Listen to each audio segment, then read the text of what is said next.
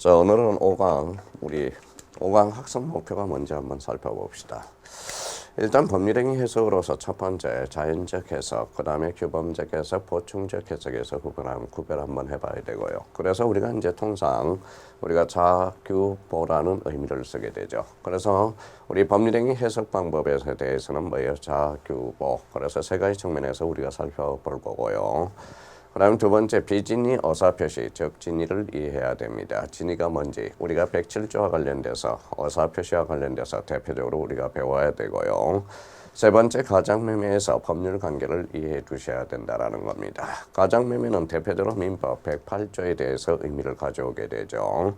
우리 108조와 관련돼서 우리 작년에 출제됐던 4번 가장매매에서 제3자의 의미를 숙지해야 된다는 것. 그래서 5강의 학습 목표는 일단 네 가지 측면에서 꼭 확인해 주시고, 특히 자연적 해석과 관련돼서 지난주에 좀 언급이 됐었죠. 지난 강의 시간에서 오표시 무예의 원칙을 우리가 다시 한번 살펴봐야 됩니다. 자, 그렇다면 이제 한번 보시죠. 자, 법률행위 해석과 관련돼서 첫 번째 우리가 아까 뭐라고 그랬었어요? 해석 방법이 있죠. 해석 방법에 대해서. 자, 해석 방법은 대표적으로 어떠한 측면에서 봅니까? 우리가 세 가지 측면에서 본다고 그랬죠. 그래서 자규보라는 겁니다. 자연적 해석은 뭐냐? 이거는 뭐예요? 내심적 효과 의사를 이야기하는 겁니다. 내심적 효과 의사, 내심적 효과 의사 측면에서 우리가 보는 거고, 기본적 해석은 뭡니까? 바로 표의자 입장에서 표시상의 효과 의미에서 우리가 보는 거고요. 자, 변충적 해석은 대표적으로 이거는 뭡니까? 제3자 입장, 가상적 의사를 우리가 보는 거죠. 가상적 의사라고 그럽니다. 그러면 자연적 해석에서 내심적 효과 의사는 요거는 표의자 입장에서 표의자 시각에서 보는 거고, 표시상의 효과 의사는 누구? 바로 상대방 입장에서 본다라는 걸 기억해 두시고, 가상적 의사는 이거는 뭐예요? 제3자 입장에서 본다라는 거. 그러면 해석 방법에서 자연적 해석과 관련돼서 내심적 효과 의사, 표의자, 대표적으로 꼭 기억해 둘 거는 이거는 오표시 무예의 원칙을 우리가 뭐예요? 반드시 확인해 두셔야 돼. 잘못된 표시는 해가 되지 않는다. 이걸 뭐라고 그래요? 오표시 무예의 원칙이라고 그럽니다. 자, 상대방과 관련돼서 규범적 해석은 상대방 입장에서 꼭 기억해 두셔야 되고, 가상적 의사에서는 제3자 입장에서, 그러면 청약과 승낙이라는 인터벌이 있죠. 그게 대표적으로 계약에서 실익이 발생한다라는 거. 그러면 여기 이제 칠판에 법률행위 해석과 관련돼서 자, 표의자가 96만으로 표시할 것을 생각했으나 상대방이 69만으로 표시한 경우, 그러면 원래는 뭘로 표시해야 됩니까? 그럼 뭘로 표시해야 돼? 96만 원을 표시할 걸 69만으로 표시한 경우, 이게 대표적인 오표시 무예의 원칙이 됩니다. 그렇다면 표의자 시각에서는 96만 원이죠. 내심적 의사는 진의, 자연적 해석이 되는 거죠. 그래서 내심적 효사. 그러면 요거는 누구 입장에서 보는 거죠? 표의자 입장에서 보는 겁니다.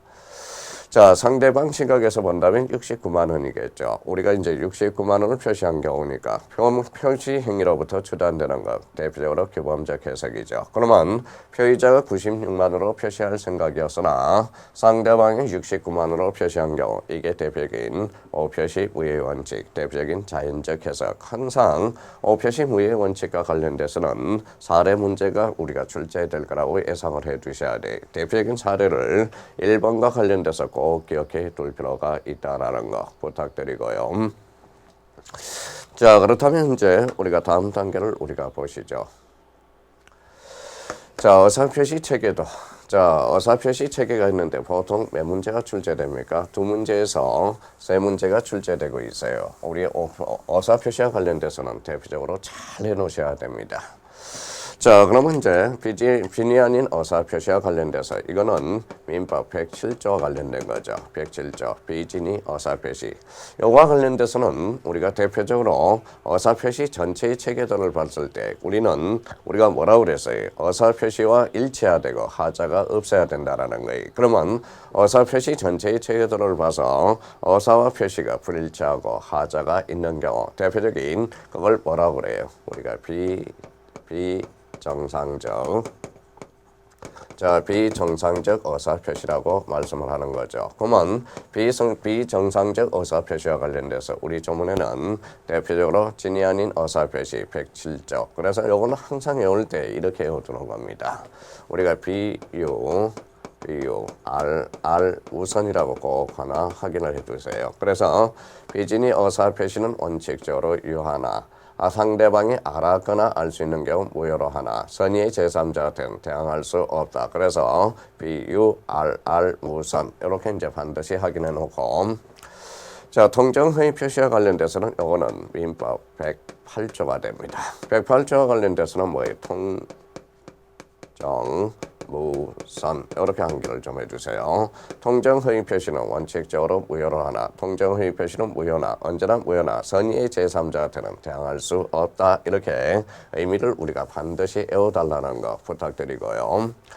자 그러면 진이 아닌 의사표시 107조 비유 R 무선 그러면 선의의 제3자한테는 대항할 수 없다. 그러면 통정허위 표시와 관련돼서 108조 통정무 그러면 통정허위 표시는 무효나 선의의 제3자한테는 대항할 수 없다. 공통점 뭡니까?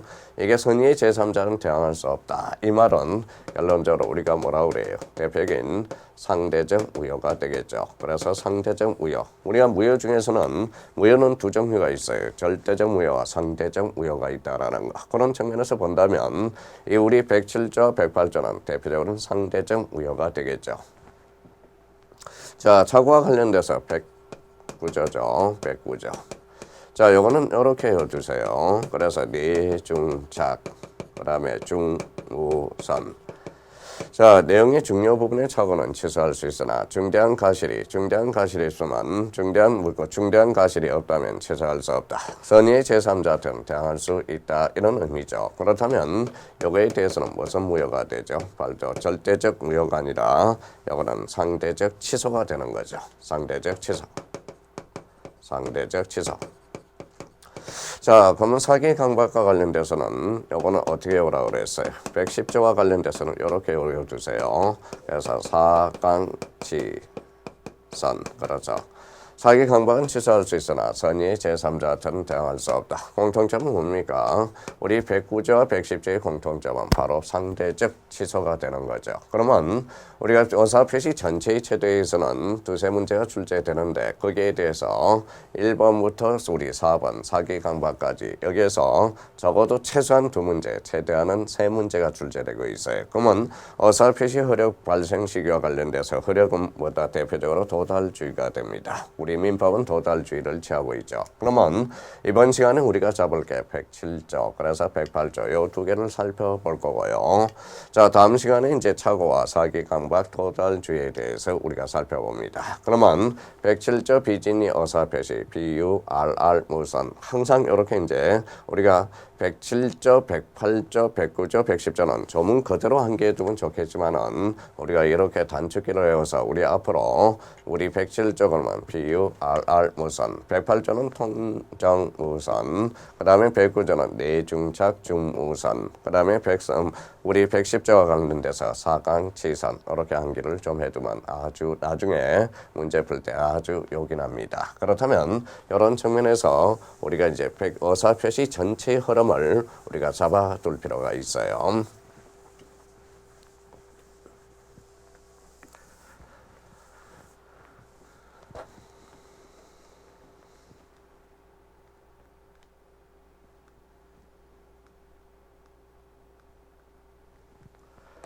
자, 대표적으로 이제 진이 아닌 의사표시 107조. 자, 이게 이제 뭡니까? 비진이죠. 단독 허위 표시. 아까 어떻게 외우라고 그랬어요? 비유 R 무선 이렇게 외우라고 그랬죠. 자, 첫 번째 이제 이런 사례가 있습니다. 피해자는 진위가 없으면서 상대방의 허위로 별장을 증여한다고 표시한 경우 대표적으로 예를 우리가 우성여기로 편성력과 기론증이 있어요.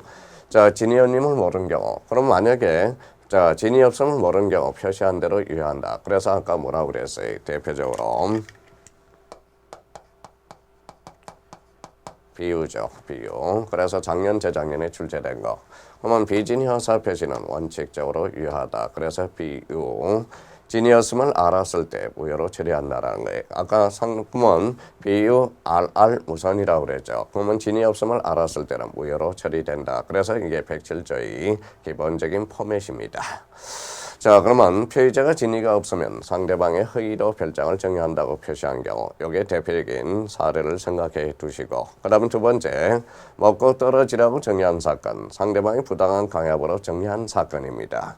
자, 정의를 진정으로 바라는 바는 아니지만 당시 상황에서는 정의가 최선이라고 생각했으므로 정의하려는 의사가 결여된 것이 아니므로 정의 의사가 있는 표시다. 그래서 진이 있는 의사 표시며 진이 아닌 의사 표시에 해당하지 않는다라는 거예요. 그래서 상대의 부당한 강압으로 정의한 사건, 요거에 대해서 한마디로 먹고 떨어지라고 정의한 사건에 대해서 두 번째 어떤 포인트를 잡아주시면 됩니다. 그래서 107조와 관련돼서 대표적인 요 두 개 사례를 우리가 생각해 두시고요. 대표적으로 이런 거죠. 우습게 이야기를 하면 제가 이제 다방을 갑니다. 아가씨한테 야, 티커 하나 사주마. 그러면 표시하는 대로 효과가 그대로 나타난다라는 거예요. 그러면 다음번에 왔더니 뭡니까? 왜 티커를 안 사줍니까? 그러면 내가 싫었는 소리 잘 알았거나 당신이 알았거나 알 수 있었잖아. 그러면 뭐예요? 무효로 처리된다라는 거예요. 그게 대표적인 우리가 이제 티커 사건이 되는 거죠. 그렇다면 진이 아닌 의사 표시와 관련돼서 요 첫 번째, 두 번째, 특히 두 번째와 관련돼서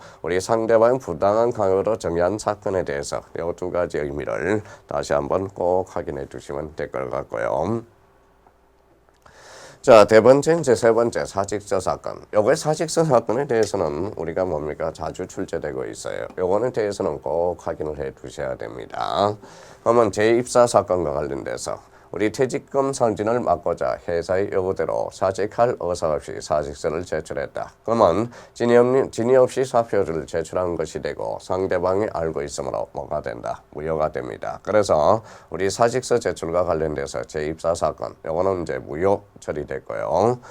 자, 중간퇴직 사건. 중간퇴직 사건과 관련돼서 첫째, 근로자가 사직 의사 없이 회사 측의 지시 강요로 제출한 경우, 자, 사직 의사 없이 사표 제출한 것이고 상대방이 알고 있었으므로 이게 이제 첫 번째 무효로 처리된 사건입니다. 그래서 중간퇴직 사건, 퇴직금을 하기 위해서 이런 측면에서 우리가 첫째 이런 사건이 많이 있죠. 자, 둘째는 근로자가 심사숙고하여 당시 상에서 사직서 제출이 최선이라고 생각하여 사직서를 제출했다면 이때는 어떻게 할 건가? 진위를 가지고 사직서를 제출한 것이므로 진위 있는 의사표시며 이때는 뭐다? 유효하죠. 여기에서 포인트는 뭡니까? 근로자가 심사숙고하여 당시 상에서 사직서 제출이 뭐라고 해요? 최선이라고 생각했다라는 거예요. 이때는 사직서를 제출했다면 이때는 진위를 가지고 사직서를 제출한 것이므로 진위 있는 의사표시로 그래서 그대로 유효하다. 그래서 아까 뭐라고 그랬어요? 107조 기본법에서는 비유, 비진위 의사표시는 원칙적으로 유효하나 상대방이 알았거나 알 수 있는 경우, 그때는 뭐예요? 무효로 하는 거죠. 대표적으로 요 사직서 제출과 관련돼서 대표적으로 재입사 사건, 대표적으로 중간퇴직 사건, 요 두 가지 측면에서 사직서 제출에 대해서 확인해 두시면 될 것 같고요. 자, 그렇다면 이제 뭡니까? 허위 표시 108조 가장 매매와 관련돼서 대표적으로 이런 거겠죠. 자, 우리 한번 보시죠.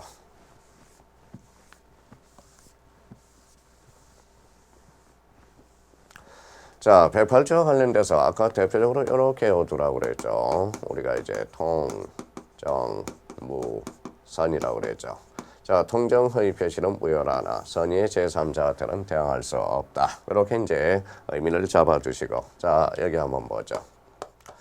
자, 각각 의뢰 관계에서 우리가 봅시다. 각각 의뢰 관계에서 자, A라는 사람이 요 값에 대해서 강제 집행이 들어올 가능성이 있어요. 그래서 강제 집행 멘탈 목적으로 요 값이 어라되 뭐다 이전 등기를 해준 경우, 그러면 사실은 각각 을을 뭐다 통정을 했다라는 거죠. 그러면 각각 을의 관계에서 요때 이제 의미가 발생하게 되는 거죠. 그러면 이 을과 관련돼서 이제 병한테 이제 보호해 팔게 되죠. 그러면 병이 선이다. 이때는 뭐다 선이. 그래서 통정무선 선의의 제3자는 보호받을 수 있다. 이게 대표적인 통정 허위 표시의 구조가 되고요. 여기에서 대표적으로 꼭 기억해 둘 건 또 하나 뭡니까? 만약에 정으로 갔다라는 거예요. 그러면 정으로 갔다라는 것은 이거는 대표적인 전덕자가 되는 거죠. 이때 전덕자는 선이든 악이든 보호받을 수 있다라는 게 바로 표못이 됩니다. 왜냐하면 이 전덕자에 대해서는 뭡니까? 바로 선의자가 방패를 서고 있기 때문에 이게 가장 기본적인 우리 108조와 관련돼서 공식에 해당되는 거니까 각과 을의 관계에서 강제 집행 멘탈 목적으로 뭐예요? 갑이 을한테 뭐예요? 등기를 해줬을 때 그러면 결론적으로 얘기해서 그러면 을이 그 제3자 선의자한테 팔았을 때 선의의 제3자한테는 대항할 수 없다라는 결론이 생기고 을이 그러면 병이 정한테 넘겼다. 전덕자는 선의하기 불문하고 소유권을 취득한다. 이런 포맷을 형성하면서 이 칠판을 우리가 보시죠. 자, 대표적으로 A가 금전 채권자야. 근데 밥이 매형입니다. 가장 양도인이 되겠죠. 그러면 을은 천함으로써 가장 양수인이 돼. 그러면 이 관계에서 금전 채권자가 강제 집행 멘탈 목적, 강제 집행을 이제 들어오려면 가까이 그 멘탈 목적으로 을한테 가장 양수를 했다라는 거. 그러면 선의의 제3자 병은 이때는 통정 우선이니까 보호받을 수 있다. 가장 전형적인 형태입니다. 그래서 이런 거의 금전 채권자, 갑, 매형, 가장 양도인, 을은 천함으로써 가장 양수인이 되어 병은 선의의 제3자의 관계에서 선의의 제3자는 보호받을 수 있다. 자, 그렇다면 여기에서 우리가 볼 거는 일단 당사자의 관계를 봐야죠. 당사자의 관계에서는 뭐예요? 무효죠. 통정무. 그러면 처음부터 혈액이 없다. 자, 그래서 통정무라고 그랬습니다. 그러면 가장 양도인은 가장 양수인에게 진정 소유권에게 해서 소유권을 회복할 수 있다라는 겁니다. 그래서 일단 당사자의 관계 첫 번째는 통정무다. 자, 허위 표시 자체는 103조 위반이 아님으로써 봐봐요. 자, 우리가 이제 통정이라는 겁니다. 이 통정 자체는 어때요? 자, 각각 을이 손을 잡았다 하더라도 그게 불법입니까? 그럼 불법이 아니라는 겁니다. 그러면 불법이 함으로써 통정 허위 표시에 대해서는 불법 원인 급여가 적용이 없다라는 거야. 그러면 허위 표시 자체는 103조 위반이 함으로써 불법 원인 급여가 적용되지 않는다. 그게 이 2번과 관련돼서 우리 자 문제를 풀 때는 한정에 헷갈립니다. 가령 우리가 포인트를 잡아 나갈 때 이 통정이라는 것은 불법이 아니다. 그렇다면 103조 위반이 아님으로써 이 통정에 대해서는 불법 원인 급여가 적용이 안 된다라는 거. 이걸 우리가 꼭 생각해 둘 필요가 있어요. 그러면 빈철 관련돼서 가장 양도인은 무효를 주장하여 가장 양순에게 부당이득 반환 청구를 할 수 있겠죠. 왜냐하면 타인의 금은 없이 재산을 취득하게 되는 거죠. 그러면 이 가장 양도인은 무효를 주장하여 을 처남에게 그래서 가장 양순에게 부당이득 반환 청구를 청구할 수 있다. 부당이득 반환 청구는 우리 민법 741조 타인의 금 없이 재산을 취득했을 때 부당이득 반환을 청구할 수 있다는 게 하나의 포인트가 되겠죠. 그래서 우리 각각 을의 관계에서 당사자의 관계 요 포인트를 잡아서 첫 번째, 두 번째 요 두 가지만 우리가 정리해 둔다면 통정 허위 표시와 관련돼서는 큰 문제가 없을 것이라고 생각이 들어요.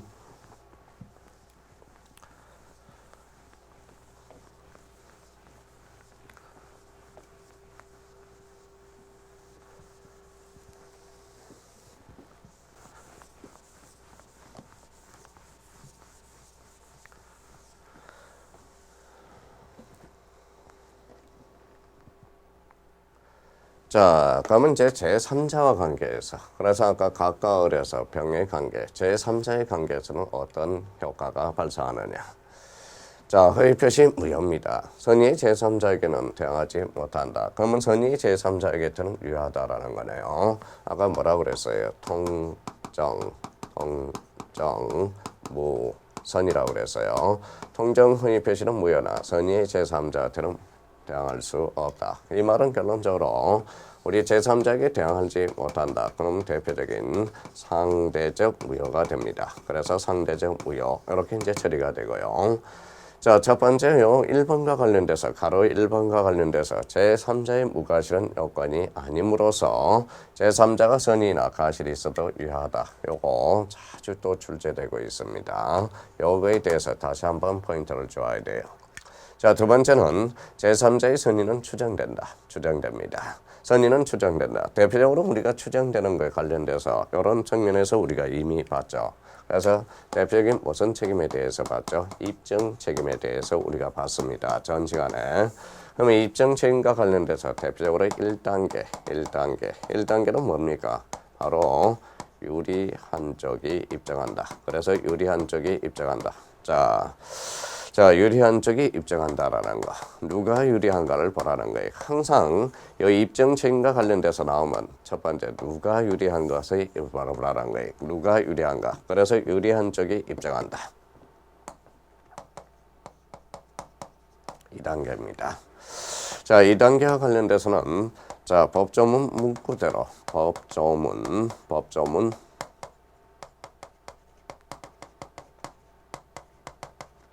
자, 문구대로 입증하라.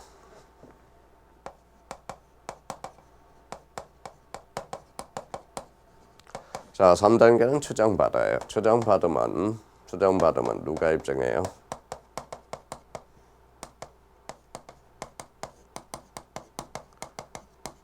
반대 당사자가 입증해 준다라는 거. 그러면 입증이라는 단어가 나오면 항상 이 3단계를 거쳐가라고 그랬어요. 그래서 우리 특히 이제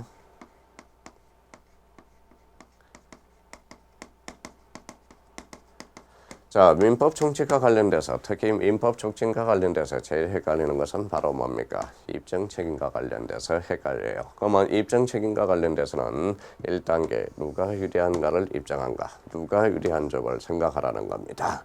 자, 2단계는 법조문 문구대로 입증하라. 그럼 추정받으면 반대 당사자가 입증한다. 그렇다면 이 두 번째 결론이 나오죠. 두 번째 결론이 나온다는 것은 제3자의 선의는 추정돼요. 그러면 추정되면 따라서 가장 양도인이 제3자의 악의를 입증해 줘야 된다라는 거. 그래서 추정받으면 누가 입증한다. 추정. 선의 악의가 있으면 그때는 선의로 추정받아요. 그때는 무효를 주장하는 반대 당사자가 입증하게 돼. 그래서 따라서 가장 양도인이 제3자 악의를 입증해야 된다라는 거. 자, 세 번째 제3자가 선의며 거로부터 전덕자는 설령 악이라도 뭐예요?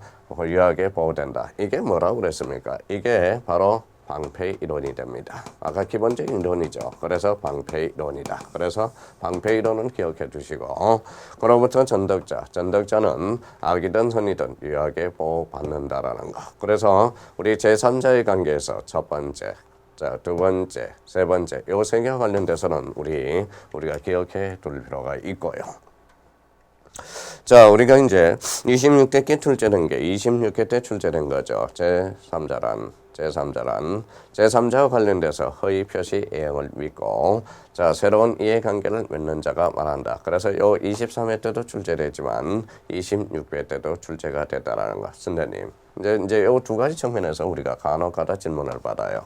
그럼 제3자의 범위와 관련돼서 우리 108조와 관련돼서 왜 108조와 관련돼서 유독 뭐예요? 출제가 됩니까? 그만큼 108조 통정 허위 표시와 관련돼서는 제3자의 어떤 판례가 많이 발생하고 있다라는 거예요. 그래서 제3자 허위 표시를 A형을 믿고 새로운 이해관계를 맺은 자. 그래서 23회 때 출제, 26회 때 박스 문제로도 또 출제가 됐죠. 그래서 우리 제3자와 관련돼서는 요거는 모의고사도 자주 출제되고 긴출 빈도으로서 요거는 반드시 정리해놓고 들어가셔야 된다라는 거. 그래서 제3자란 자, 허위 표시 A형을 믿고 포괄성계인 이해자로서 새로운 법률 관계를 맺은 자가 바로 뭐다? 제3자다. 그런 측면에서 우리가 보시면 될 것 같습니다. 자, 그렇다면 우리 이제 뭐예요? 우리 이런 측면에서 우리가 봤는데 우리가 특히 이제 자, 기본서와 관련돼서 기본서를 한번 우리가 펼쳐 보시죠. 자, 기본서는 7번과 관련돼서 법률행위 해석이라고 나와 있습니다. 거기서부터 우리가 이제 차근차근 우리가 한번 살펴보죠.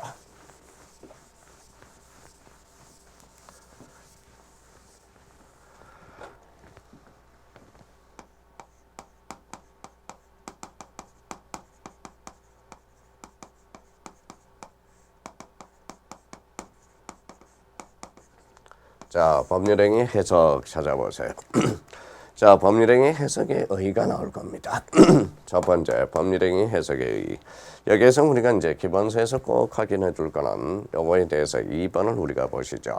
법률행위 해석은 법률행위 내용을 명백히 하는 것. 이게 뭐예요? 법률행위 해석의 의미, 정의가 바로 우리가 정의가 나와 있죠. 그 정의는 법률행위 해석이라는 것은 뭐냐 정의를 내렸죠. 그럼 결론적으로 법률행위 내용을 명확하게 하는 게 대표적인 법률행위 해석이 된다라는 거. 그래서 그 2번을 우리가 밑줄을 그어놓고 한번 꼭 정의를 해놓고요. 그러면 법률행위 내용을 뭐다 해석하는 것. 이게 대표적인 게 뭘까요? 의사표시 해석의 대상은 표시의 객관적 의미를 밝히는 것이지 당사자의 내심적 효과를, 내심적 의사를 밝히는 것이 아니다. 그래서 여기서 조심할 거는 주관적 측면이 아니라 대표적인 객관적 측면이라는 걸, 요 포인트를 잡아서 기본서를 다시 한번 요 포인트를 잡아서 읽어 나가셔야 될 것 같습니다. 자, 4번과 관련돼서 법률행위 해석 성질은 사실 문제가 아닌 법률 문제다. 그래서 여기에서 우리가 이런 측면에서 우리가 볼 수 있어요. 그러면 1심에서 대표적으로 2심을 가고 2심에서 3심을 갑니다. 3심을 가요. 2심에서 2심을 가는 걸 뭐라고 그래요? 이걸 항소라고 그러죠. 여기 2심에서 뭐예요? 3심을 가는 게 이게 대표적인 상고가 되는 겁니다. 그러면 여기에서 이제 2심까지를 뭐라고 그래요? 이걸 바로 사실심이라는 의미를 써주게 됩니다. 사실심. 그러면 2심에서 3심으로 가는 거, 고등법원에서 대법원으로 가는 걸 이걸 뭐라고 그래요? 대표적인 법률심이라고 그래요. 법률심이라고 그럽니다. 그러면 결론적으로 법률행위 해석의 내용도 법률관계입니다. 법률관계라는 것은 법률 문제가 되는 거죠. 그러면 결론적으로 법률심으로서 그러면 법률행위 해석도 상고 이유가 될 수 있다. 그런 의미가 나오게 되는 거고요. 그러면 법률행위 해석은 어떤 측면에서 객관적 측면을 보고 우리 법률행위 해석은 법률 문제로서 법적 상고 이유가 될 수 있다. 그게 이제 기본서에 설명이 쭉 돼 있죠. 그래서 4번과 관련돼서 그 의미가 그렇게 정리가 돼 있는 겁니다. 자, 그렇다면 법률행위 해석의 성질은 사실 문제가 아닌 법률 문제이다. 따라서 법률행위 해석을 잘못한 경우는 법률 문제의 상고 이유가 된다. 그래서 여기에서 꼭 확인해 줄 거 대표적으로 2번, 3번, 4번 지문에 대해서 우리 기본서를 읽을 때 특히 2번과 3번과 4번 지문에 대해서 꼭 확인해서 법률행위 해석의 의의와 관련돼서 자주 출제되는 지문입니다. 자, 그렇다면 이제 대표적으로 그러면 여기에 대해서 이제 해석 방법을 우리가 봐야죠. 그래서 대표적인 해석 방법이 있죠. 그러면 우리 해석 방법에 대해서도 대표적으로 이렇게 규율이 되어 있죠. 아까 뭐라고 그랬어요? 자, 그다음에 뭐라고 그랬죠? 자연적 해석, 규범적 해석, 보충적 해석. 그러면 자연적 해석은 아까 뭐라고 그랬어요? 내심적 효과 의사로서 요거는 뭡니까? 바로 표의자의 입장에서 본다. 그래서 표의자. 요거는 반드시 우리가 숙지가 돼야 되고요. 요거는 우리가 하나의 사례를 든다면 대표적으로 꼭 기억해 둘 거. 아까 96만 원을 69만 원으로 했을 때 이게 대표적인 오표시 무예의 원칙이 된다라는 거 꼭 기억해 두셔야 돼요. 오표시 무예의 원칙과 관련돼서도 이거는 우리가 뭐예요? 우리 사례 문제로 반드시 출제될 가능성이 높아요. 그래서 오표시 무예의 원칙 잘못된 제시는 해가 되지 않는다. 4강에서도 한번 언급이 됐던 적이 있습니다. 그러면 규범적 해석은 누구의 입장? 요거는 상대방 시각에서 보는 거고 요거는 표시상의 효과 의사다. 그럼 보충적 해석은 가상적 의사로서 요거는 특히 상대방 입장에서 본다고 그랬죠. 특히 실익은 어디에서 나타난다. 보충적 해석은 우리 계약에서 실익이 나타난다고 그랬습니다. 그렇다면 우리 이제 기본서 가로 2번에 해석 방법 거기에 나와 있으니까 그런 측면에서 우리가 이제 기본서를 읽어 나가야 될 것 같아요. 그러면 어떻게 정리해 놨는지 다시 한번 우리가 보도록 하죠.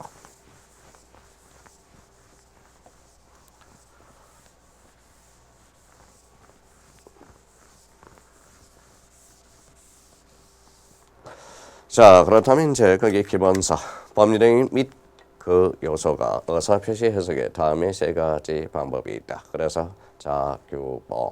자연적 해석은 피의자 시각, 그 다음에 규범적 해석은 상대방 시각에서 해석하고 보충적 해석은 제3자 시각에서 정리한다. 그래서 거기 의미를 기본서에 정리를 해놨습니다.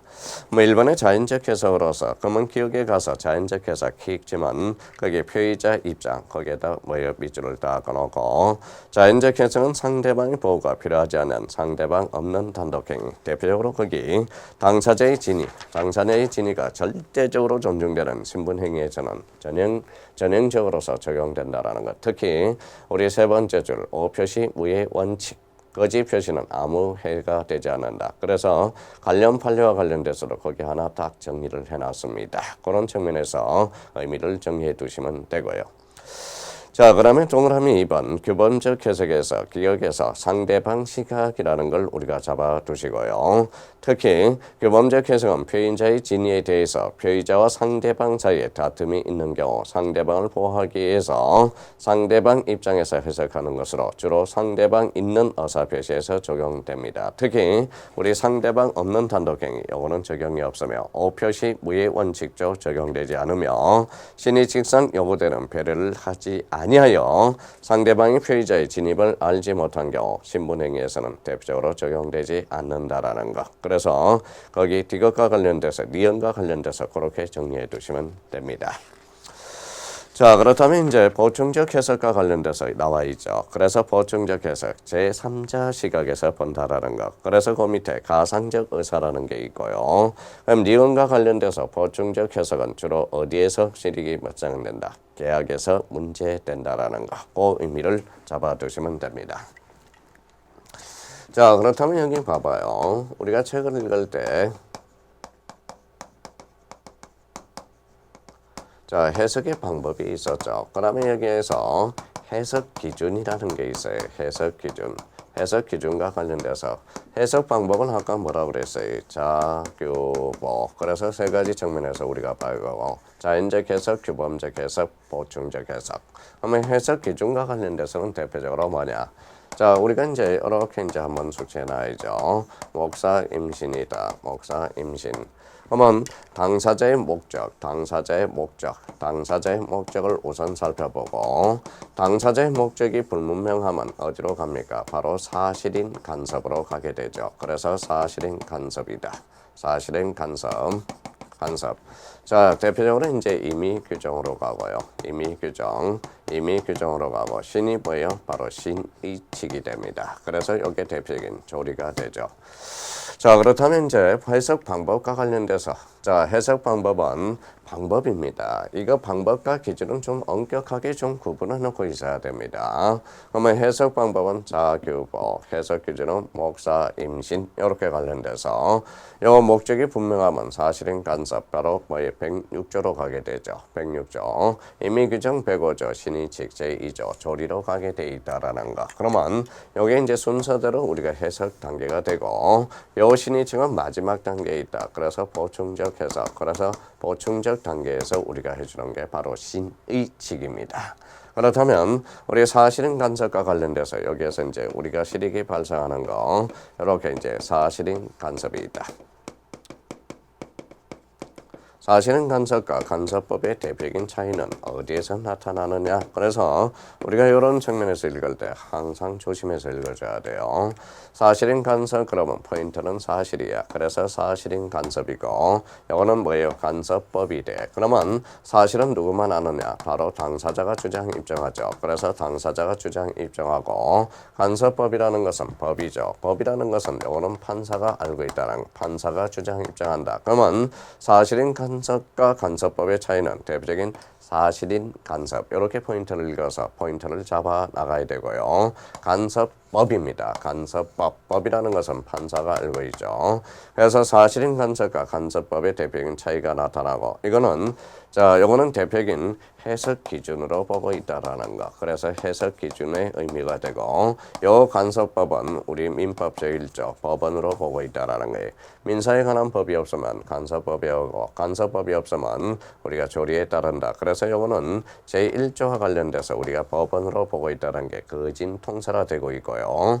그럼 사실인 간섭은 사실인 간섭이다. 그래서 해석 기준 민법 106조에서 우리가 나와 있다라는 거. 그러면 우리가 해석 방법과 해석 방법과 해석 기준을 명확하게 구분해놓고 그러면 기본서 민법 해석 기준이 있죠. 가로 3번에 해석의 기준이 있어요. 그래서 민법은 해석 기준에 관한 일반 규정은 없다. 그러나 다만 민법 106조의 규정이 있을 뿐이다. 대체로 학설은 1번에 당사자를 기도하는 목적, 그래서 사실인 간섭에서 임의 규정에서 신의성실에서 원칙, 조리, 그래서 목사, 임신 단계로 우리가 본다라는 것. 특히 1번과 관련돼서 당사자가 기도하는 목적 한번 읽어보면 되고요.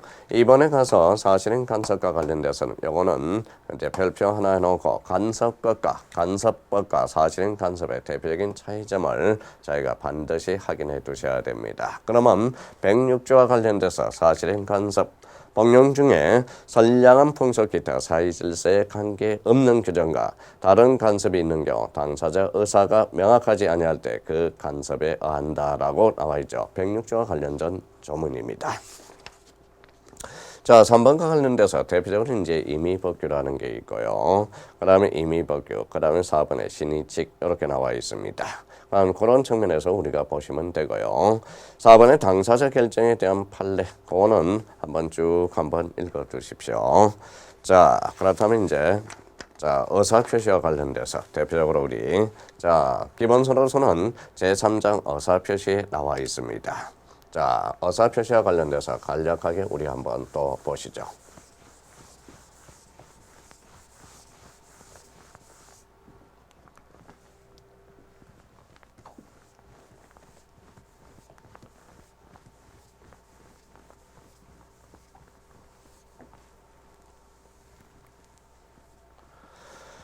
자, 제3장 의사표시. 자, 의사표시와 관련돼서 제1절 의사표시의 의의가 나와 있을 거예요. 그래서 가로 1번 의사표시는 재산과 신분에 관한 권리 변동을 일으키는 의사표시이다. 따라서 인간적인 명백한 응답이나 사교적인 말은 의사표시가 아니다. 그래서 가로 1번 한번 체크해 두시고 꼭 한번 읽어 두시고요. 자, 그렇다면 이제 우리가 넘기면 이 정상적 비정상적 의사표시가 있어요. 대표적으로 아까 뭐라고 그랬어요? 우리 비정상적 의사표시는 4개가 있습니다. 그래서 결함 있는 의사표시, 그럼 대표적으로 의사표시의 불일치, 의식적 흥결 107조가 있죠. 표의자만 알고 있는 게 107조가 되고, 그래서 비유, RR, 무선. 그러면 쌍방 모두의 흥결, 통정회의 표시, 통정무선이라고 그랬죠. 그래서 내가 무의식적 흥결, 대표적으로 착오, 이게 취소가 되죠.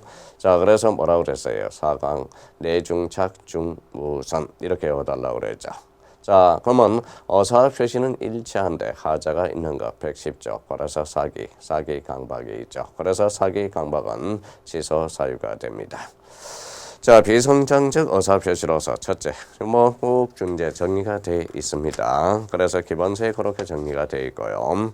대표적으로 우리가 이제 동그라미 2번을 봐봐요. 비정상적 의사표시로서 그와 같은 표시가 진위가 일치한다 하더라도 당사자가 그와 같이 의사의 결정자는 가정에 따른 사람으로서 부당한 간섭을 받아 정상적인 결정을 하지 못한 의사표시인 사기 강박의 의사표시는 하자 있는 의사표시라 한다. 그래서 쭉 내려가서 예컨대 타인의 기망에 의해서 저녁 초대장인 줄 알고 매매계약서에 서명하거나 타인의 기망에 의해서 신원 보증 서류에 서명 날인한다는 착각에 빠진 상태로 연대 보증의 서면에 서명 날인한 경우 사기에 의한 사기의 의사표시 취소의 규정을 적용한 것이 아니라 착오에 의한 의사표시한 법리만을 적용하여 취소권 행사의 가부를 가려야 된다. 그래서 비정상적 의사표시의 판례 요거 한번 확인해 둘 필요가 있어요. 그러면 우리 이제 대표적으로 비정상적 의사표시로서 107조, 108조, 109조, 110조로서 우리가 적용 범위에 대해서 대표적으로 신문상 행위에는 적용이 없다라는 거예요. 우리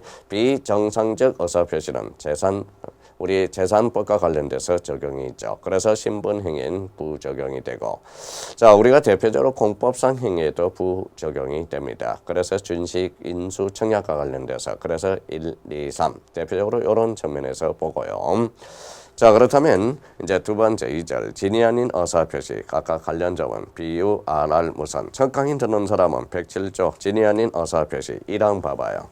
의사표시는 피의자가 진위 아님을 알고 한 것이라도 효력이 있다. 이걸 간단하게 비유라고 그러는 겁니다. 비진위 의사표시는 원칙적으로 유하나 그러나 상대방이 피의자의 진위 아님을 알았거나 알 수 있는 경우는 무효로 한다. 전항의 의사표시의 무효는 선의의 제3자에게 대항하지 못한다라고 나와 있습니다. 그렇다면 우리가 비진위 의사표시에서 진위가 뭐냐 그래서 기본세 의에서 가로 2번의 진위란 특정한 내용의 의사표시를 하고자 하는 피의자의 생각을 말하는 것이지 피의자의 진정으로 마음속에 바라는 사항을 뜻하는 것은 아니다. 그래서 진이라는 포인트를 잡으라고 그랬죠. 그러면 요건은 뭐라고 그래요? 의사표시가 있어야 되며 당연히 있어야죠. 의사표시의 불일치가 있어야 된다. 두 번째는 진위와 표시가 일치하지 않은 경우 피의자 스스로 알고 있어야 된다라는 거. 그러면 진위 아닌 의사표시를 할 때 하는 게 원인, 이유, 동기, 목적은 불문합니다. 그래서 비유, RR, 무선 그것만 해도 충분히 요건은 우리가 캐치할 수 있습니다.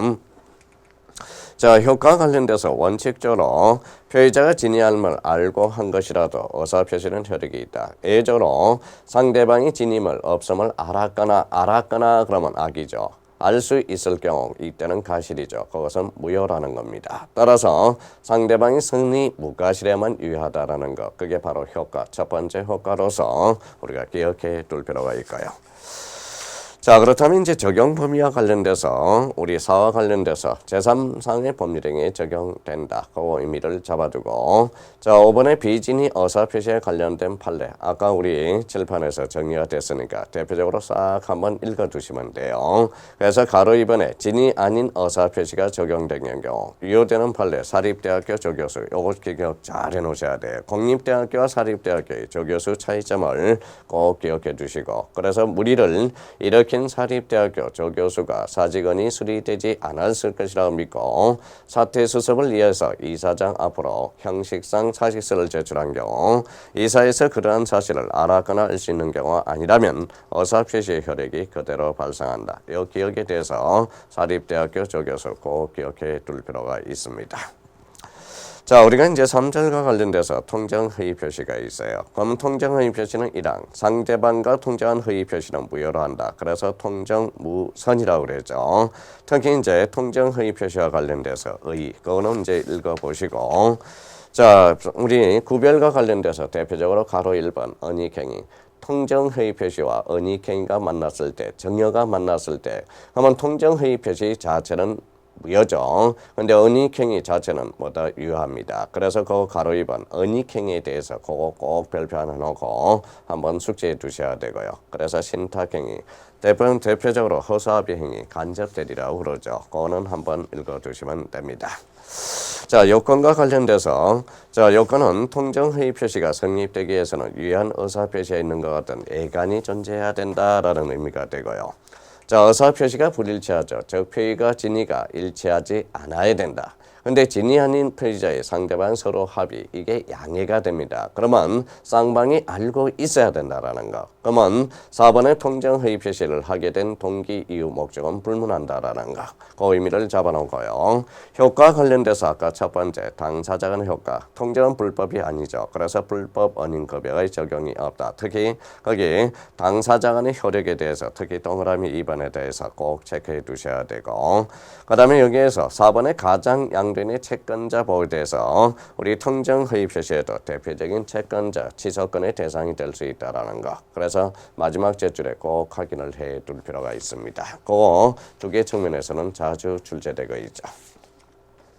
자, 제3자에 대한 허락에서 허위 표시에 대한 제3자 아까 말씀드린 게 이거죠. 제3자는 허위 표시의 예형을 믿고 새로운 이해관계를 맺은 자 이게 바로 제3자가 되죠. 그래서 우리가 제3자와 관련돼서 거기 해당하지 않는 자 그래서 가장 매매에 기한 손해배상 청구권의 양수인 일반 채권자, 채권의 가장 양도에 있어서 채무자, 가장 채권 양도 계약의 양수인으로부터 채권 주심의 목적으로 다시 채권 양도를 받은 자, 주식이 가장 양도된 경우에 회사, 상속인, 제3자를 위한 계약에서 제3자, 제3자를 위한 계약에서 제3자는 새로운 법률 관계를 형성한 자가 아닙니다. 그래서 우리 제3자에 해당하지 않는 자, 대표적으로 우리 26회 때도 기출이 됐고 23회 때도 기출 제출이 됐습니다. 자, 통정 회의 표시와 관련돼서 대표적으로 그 정도 의미만 확인해 두시면 됩니다.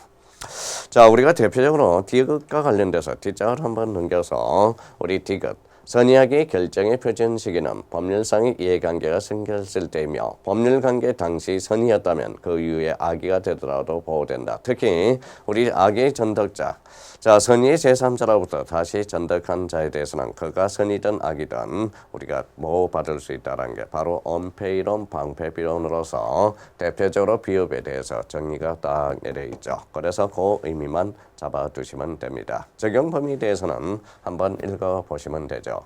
자, 우리 이번 시간에 5강에서 대표적으로 법률행위 해석과 관련돼서 해석 방법, 자규보 여기에 대해서 배웠고요. 해석 기준에 대해서 뭘 배웠어요? 목사, 임신 이렇게 이제 의미를 배웠고, 비정상적 의사 표시에서 백질조, 비유, RR 무선, 108조는 통정 무선 거기까지 의미가 배웠죠. 우리 좀 쉬었다가 109조와 관련돼서 우리가 이제 배워보도록 하겠습니다.